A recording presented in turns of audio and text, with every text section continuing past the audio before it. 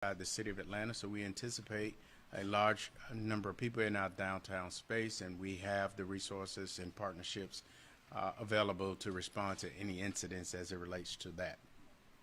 And that's where I am, unless we ready to open it up for questions. Chief, in the Solace on Peachtree incident, did both officers return fire? Based on what we know now, both officers did return fire. And did the officer who was wounded sustain multiple wounds? Yes, he was struck multiple times. He was hit in the face, correct? And then was he also hit in the torso, and did his vest protect him? From my understanding, he was shot in the upper body. I don't recall if he was hit, yes, in the shoulder. So, Take that again.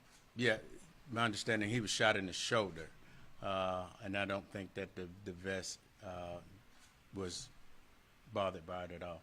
Did he make it part of the way out of that building under his own power, the officer who was shot? The officer who was shot was escorted out of the building by other responding Atlanta police officers. Did he make it to them on his own? They were able to get him out of the elevator and escort him out of the building.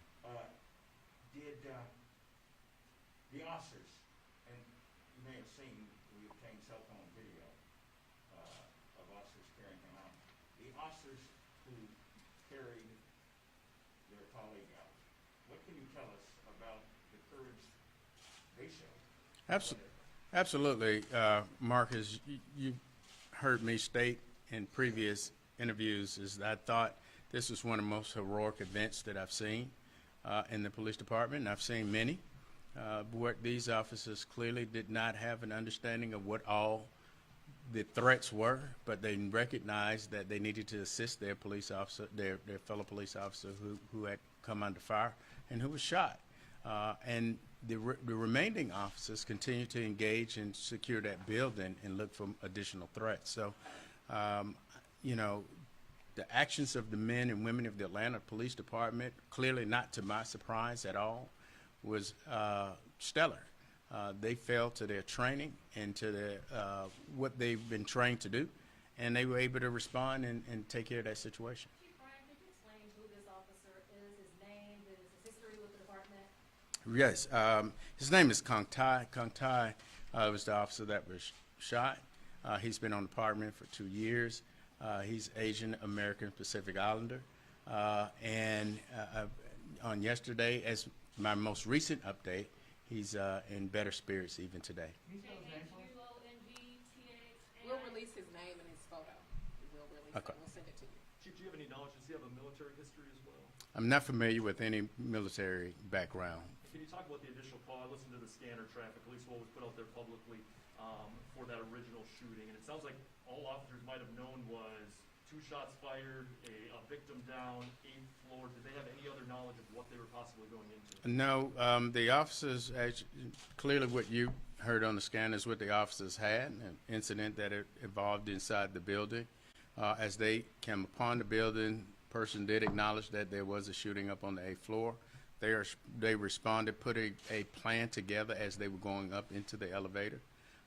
And developed that plan. It was just a tragic situation that our officer was shot because the door, as soon as the door opened, this individual was firing upon police officers. What's your understanding of what happened inside the apartment with the initial victim who was in the hospital? What was that dispute about with Mr. Hamada? So that part is still a part of the investigation. We can't go into that, but we do know that that individual was shot on the initial call. Well, you know if he lived at the apartment, the initial victim? We're still looking through that, trying to identify where each individual, why they were in that building and how they came about being into it. Live in apartment 820? Again, Mark, we'll have to let that come out in the investigation itself. I heard the code that your officer put out after the shot, the number that he put out, it says any officer on duty or off duty, it's your duty to respond. Can you just talk about how, when that code goes out, how seriously your officers take that? Absolutely. When that level of priority call goes out, it goes out citywide, not just to Atlanta police officers, but it goes out to every law enforcement agency that is monitoring their radios, give the location, and we are responding. And clearly, that's what you saw on yesterday.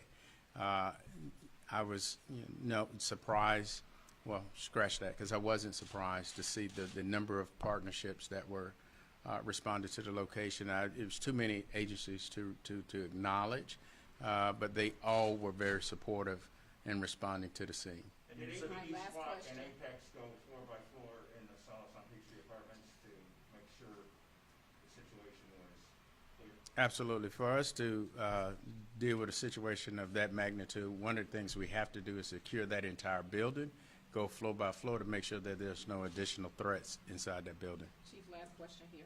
I know you said only the minor drug charge for Humbles.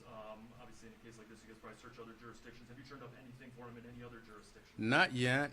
Again, this part will be part of our investigation as well as the part of the Georgia Bureau of Investigations investigation to see how deep his criminal history may go. The weapon fired a Thank you, rifle Chief. or a handgun?